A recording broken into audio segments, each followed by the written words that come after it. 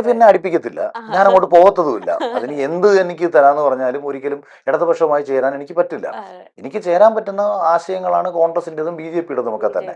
അപ്പം B J പിയുടെ ആശയത്തിൽ ഇപ്പം ബി ജെ പി എന്ന് പറയുന്ന പൊളിറ്റിക്കൽ പാർട്ടി ഈ രാജ്യത്ത് ഒരു ദ്രോഹവും ചെയ്തതായിട്ട് എനിക്ക് ഒരിക്കലും പറയാൻ പറ്റത്തില്ല. പക്ഷെ ആ പാർട്ടിയിലെ ചില വ്യക്തികൾ ഉണ്ടാക്കുന്ന ചില പ്രശ്നങ്ങൾ ആയിരിക്കും പലപ്പോഴും ആ പാർട്ടിക്ക് പ്രതിസന്ധിയായിട്ട് മാറേണ്ടി വരുന്നത്.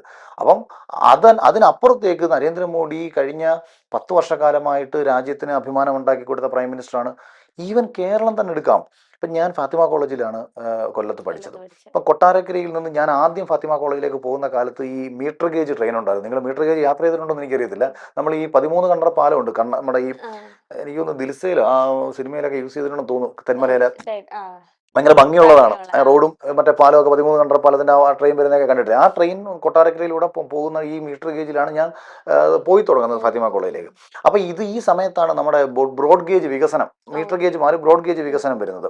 അപ്പോൾ ഈ ബ്രോഡ് ഗേജ് വികസിപ്പിക്കാൻ വേണ്ടിയിട്ട് പുനലൂർ മുതൽ കൊല്ലം വരെയുള്ള ദൂരം ഏകദേശം ഒരു 26, 18, 45 കിലോമീറ്റർ ദൂരം.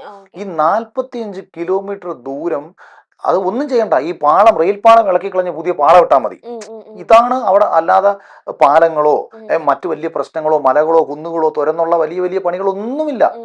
നോർമലി ചില സ്ഥലത്ത് മാത്രം ചില പാലത്തിന് വീതി കൂട്ടണം എന്നുള്ളത് മാറ്റിവെച്ചാൽ